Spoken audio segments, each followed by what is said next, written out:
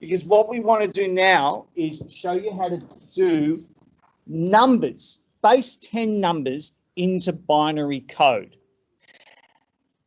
And the simplest idea, firstly, is to create a table a little bit like this one here, where you have multiples of 2. We start with a 1, double that, 2, double that, 4, double that, 8, and so on. And then underneath that, like here, you have blanks. So we have top layers, multiples of 2, and that's the way binary works. It's multiple, it's in 1s and 2s. So if you transfer a little grid of base 10 numbers in multiples of 2, 1, 2, 4, 8, 16, then you can use that table to work out binary. And the easiest way to think about this is to think about it like you've got money you want to spend.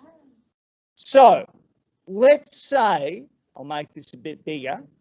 Let's say we want to transfer the number 180 into binary. Here's the answer already done here. I'll show you how we get there. Imagine that we've got $180. We have to spend that, but we can only spend it on a 128, a 64, a 32, a 16, and so on. Start with the highest first. So we've got $180. Can we afford 128 with 180? Can we buy a 128? We've got $180. Yes, we can. So if we can, that becomes a 1. If we've just spent $128 of our 180, how much do we have left? What we have left is 52. You take away 128 from 180, so we've got 52 left over. So we've started with $180. We've spent 128. We have 52 left. So now we've got 52 left. Can we afford a 64 with our 52? No, we can't. It has to be a 0. Can we now afford a 32 with our 54? Yes, we can. So we can put a 1 there. So now we've got our 52.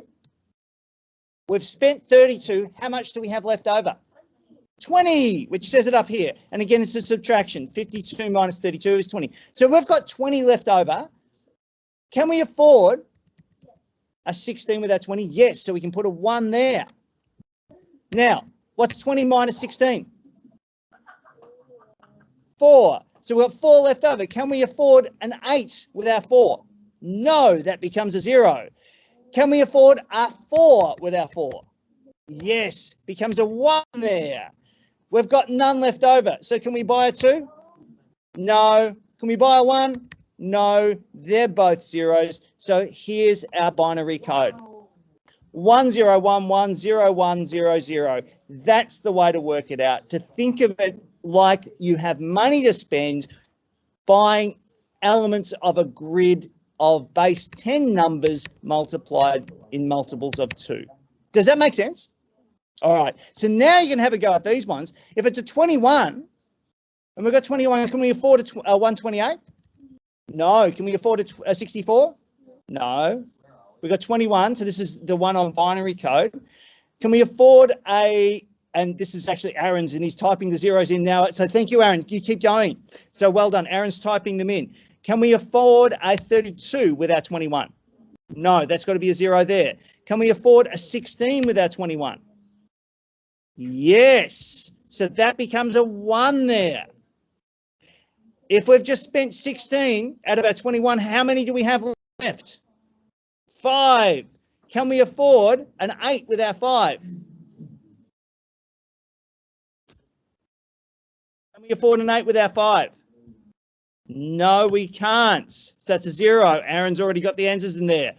We've got 5. Can we afford a 4 with our 5? Yes, we can. How many do we have left over? 1. Can we afford a 2 with our 1? No. Can we afford a 1 with our 1?